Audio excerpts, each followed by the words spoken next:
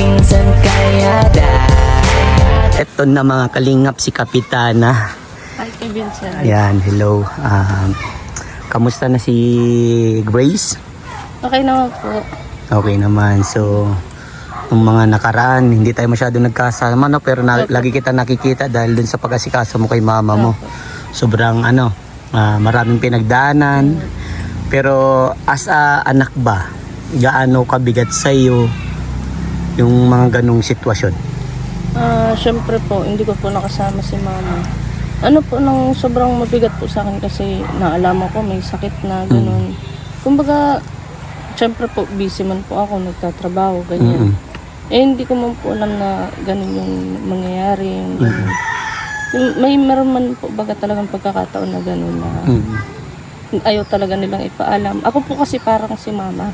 Ano po kami nun sa part na yun na kapag may sakit, hindi nagsasabi. Kapag may masakit na, kapag may nararamdaman na, hindi po talaga nagsasabi. So ito tanong ko sa iyo, paano mo nakayanan yung ganung bagay? Kasi syempre sa anak ka mahirap sa ganung sitwasyon kasi nangyari din sa akin yan, yung papa ko nagkasakit. Syempre anak tayo, kailangan dalhin natin agad sila sa ospital. Kaya lalo nung kay mama mo, napakahirap ng ganung sitwasyon. Ano lang po, para pray lang po ako kay Lord na syempre po, kailangan ko ng guide niya kung paano ko gagawin yun, kung paano ko malalagpasan yung gano'n namin, pamilya po syempre. Yun. So, sa ngayon ba, si mama mo okay na siya? Okay na po siya ngayon. Medyo malusog na? Opo. Medyo may laman-laman na po. Di po gaya nung pagpunta natin. Siyempre kasi saksi ako dun sa nakita ko yung mama mo. Tayo yung magkakasama nung that time na dali natin sa hospital. So talagang andun yung sinasabi ng doktor na delikado si mama mo. Opo. At pwedeng mauwi yun sa pagkawala, di ba? So yung time na yun, kung hindi natin naagapan, ano yung pinaka maisasabi mo sa sarili mo? Siguro po pagsisisihan kung hindi ko natin nadala si mama sa ospital. Yung ganong part po na ay parang sisisihin ko po yung sarili ko na ay bakit di ko ginawa to, bakit di ko ginawa yun, yung ganon po. So at least dun sa part na yun, ginawa mo pa rin yung pagiging anak mo na sinabi mo kay Kuya Rab mo, kahit hindi mo man kaanahan si Kuya Rab, pero kumbaga nandun yung kahit hindi mo man kadugo, andun yung parang tunay na dugo, di ba? Yung parang magkapatid talaga kayo, hindi ka tinanggihan ni Kalingap Rab. So ito, kung mapapanood dito ni Kalingap Rab, ano yung pwede mo maisabi sa kanya? Ayan, ang lagi ko man po sa kanya sinasabi, lagi po ako nagpapasalamat sa kanya kasi hindi niya po ako binabayaan, na po pag about na sa family ko dun sa true side. Yun. Tapos syempre po yung pag-guide niya sa akin kahit pa sabihin po na nag-work ako sa kanya, syempre gina-guide niya pa rin po ako kung ano yung tama at mali. Tapos yun po, nagpapasalamat po ako sa kanya kasi unti-unti niya pong nang binago yung buhay namin. Wow. At saka ayun, ano may masasabi mo para sa yung natulungan si mama mo? Yun nga po, syempre po sa kay kuya tapos sa mga sponsor yan. Yun. Po, nagpapasalamat po ako kasi sobrang dami po talaga nagpaabot po ng tulong. Kasi Hindi ko man po in-expect na ganong karami kasi sino man po baga ako. Lang naman ako tatrabaho lang naman ako kay kuya. Opo, sabihin natin kapatid ko si kuya pero hindi ko po talaga in-expect yung gano'n. Yun. At saka dun sa ninyo, no? Hindi talaga yung kahit sabi na hindi kita kapatid, hindi naman kita tunay na kapatid. Walang ganun.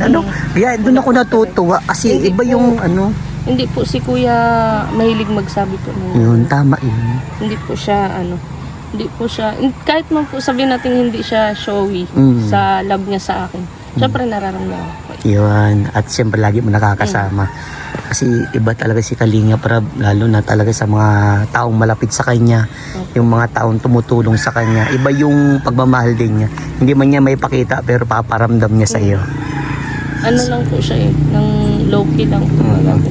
So sa ngayon, kung ito man ay mapanood ni mama mo, ano yung pwede mong masabi kay mama mo na baka someday mapanood niya ito o Ayan, kay mama na mama, Yung tunay po. Ang mama mo talaga, tunay yung mama. Kasi Mama Edna.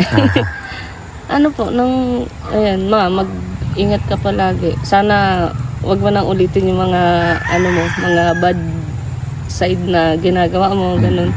Tapos, magpagaling ka na. Yung as in magaling. Yun. Kasi po, si Mama nung naglabas pong ospital, meron pa po siyang gamutan. Kasi po, pero po dun sa pag-alis po ng tubig sa baga niya, meron daw po siyang TB. May gamutan Kaya pa talaga yun. gamutan 6 pa months ata ang gamutan nun. So at least kahit paano nagagamutan pa rin. So ayun, tanda ko talaga nun na kaming dalawa ni Kalinga Prab yung nag-ano ng sa Gcash. Kung alam mo yun. Yung bigla po akong dumating kahit May sakit ka nun, kaya nagulat ako. Sabi ko, nagano pa si Grace, siyempre kailangan mo yun para sa magulang mo. Kumbaga konting sakripisyo, at alam naman ng makakapanood nito na talagang grabe yung sakripisyo para sa magulang mo. Ramdam nila yung pagmamahal mo. Kumbaga talagang kung pagmamahal mo sa magulang mo, buhos na buhos talaga, parang ulan talaga. So ito naman kala Mama Edna mo at kay Papa Bal mo, ano masasabi mo? Kasi sila din tumulong din para sa magulang mo. Siyempre po una-una, nagpapasalamat ako kasi kinuha nila ako. Tapos, pangalawa po yung pinakilala po nila yung magulang ko, yung tunay na magulang ko sa akin. Tapos po siyempre po yung pag-aalaga nila, yung pag-aaruga nila kahit sobrang ko talaga. Napaka-black sheep ko po talaga sa family. Pero di naman ako ngayon. Okay, syempre, malaki na yung pagbabago. Tapos po, syempre po yung mga naitulong nila din sa family ko. Sobrang pasalamat po ako sa kanila kasi kung hindi ko po nakilala siguro yung magulang ko, siguro po pa din ako ngayon. Wala ako sa amin. Kumbaga parang pariwala na. Pariwala na po siguro. So, eto Grace, ano yung lesson learned na pwede mo maibahagi sa mga manonood natin na natutunan mo nung that time na nakita mo yung parents mo na may sakit? Ano yung pwede mo maibahagi sa kanila? Lalo na sa mga kabataan. Sa mga nanonood po, siguro, lalo na siguro sa kabataan, huwag kayo magtatanim ng galit sa magulang niyo. Yun. Kasi mahirap. Yes. Na kapag nagkasakit na, tapos tsaka nyo lang marirealize na ay sana pala hindi ako nagkaroon ng galit, gano'n. Grabe na. Dadalak sa luha mo. Talagang totoo yung sinabi mo na tama yun, Grace, na gaya nga ng mga lagi kong tinatatak sa mga taong tinutulungan ko na kahit anong mangyari, kahit maraming ginawa sa iyo ang magulang mo pa rin yan. Mahalin mo ang magulang mo dahil sila yung nagluwal sa iyo. Sila yung bumuhay sa iyo. Hindi ka makakarating sa lugar na kinakatayan mo without your parents. Kaya dapat palaga ng magulang. Sobrang thank you, Grace, sa maikling interview na to. Gusto ko lang ma-update din about sa magulang mo na nasabi mo na okay naman. At yun.